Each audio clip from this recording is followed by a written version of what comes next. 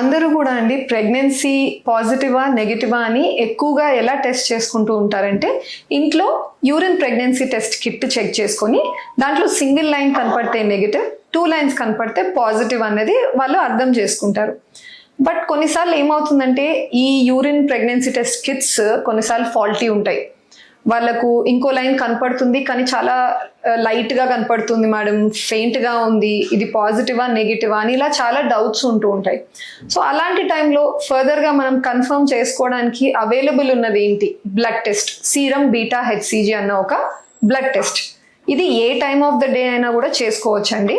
ఈ రిపోర్ట్ వాల్యూని మనం ఎలా ఇంటర్ప్రిట్ చేసుకోవాలి? సపోజ్ బీటా హెచ్సిజీ వాల్యూ కనుక 25 కంటే ఎక్కువ వస్తే తనకి ప్రెగ్నెన్సీ ఉంది అన్నట్టు, పాజిటివ్ అని చెప్పేసి.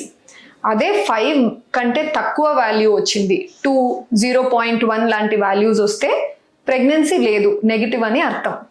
అటు ఇటు కాకుండా కొన్నిసార్లు 5, 25కి మధ్యలో వాల్యూస్ వస్తూ ఉంటాయి, 10, 15 ఇలాంటి వాల్యూస్. ఇలాంటివి వచ్చినప్పుడు డాక్టర్ ఏమంటారంటే యూజువలీ రీటెస్ట్ అడ్వైస్ చేస్తారు. సో రీటెస్ట్ అంటే మళ్ళీ ఇంకొకసారి బ్లడ్ టెస్ట్ని చేసి చూసుకోవడం. ఇది ఎప్పుడు చేసుకోవాలి? సో ఈ రోజు బ్లడ్ టెస్ట్ ఇచ్చాము, ఒక 2-3 అవర్స్లో రిపోర్ట్ అన్నది వచ్చిందన్న వెంటనే మీరు ఇమీడియట్గా సాయంత్రం చేసుకోవడం కాదు, ఒక 48 గంటలన్నా గ్యాప్ ఇచ్చి రిపీట్ చేసుకోండి అని చెప్తారు. ఈ 48 గంటలు, ఈ గోల్డెన్ పీరియడ్ ఎందుకు? 2 డేస్ ఎందుకు? 1 డే కాదు, 5 డేస్ కాదు, 2 డేస్ లేదా మాక్సిమం 3 డేస్తో రిపీట్ చేయండి అంటాం. ఎందుకు ఇలా చేయమని చెప్తాము అంటే బీటా హెచ్సిజీ వాల్యూ ఒక మంచి హెల్తీ ప్రెగ్నెన్సీలో ఎప్పుడు కూడా డబుల్ అవుతూ పోతుంది. సో ఇవాళ మీకు ఒక 200 వాల్యూ వస్తే ఒక 48 గంటల తర్వాత మీరు ఇచ్చే బ్లడ్ టెస్ట్ వాల్యూ 400 లేదా 400 కంటే ఎక్కువ వస్తే మీ ప్రెగ్నెన్సీ హెల్తీగా ప్రోగ్రెస్ అవుతుంది అని ఒక అండర్స్టాండింగ్ వస్తుంది డాక్టర్కి.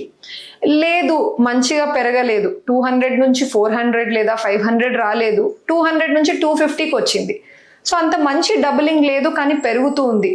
ఇటువంటి సినారియోలో డాక్టర్కి 2 డౌట్స్ ఉండొచ్చు.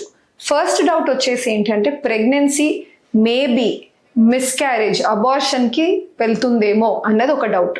సెకండ్ డౌట్ వచ్చేసి ఆ ప్రెగ్నెన్సీ మంచిగా ఉండాల్సిన చోటు గర్భసంచిలో లేకుండా ట్యూబ్లోనో వేరే బయట సైట్స్లోనో ఉంటే కూడా ఆ వాల్యూ ఇంక్రీజ్ అవుతుంది కానీ మంచి డబులింగ్ అన్నది రాదు. సో ఈ 2 డౌట్స్ మెయింటైన్ చేసుకుంటారు డాక్టర్.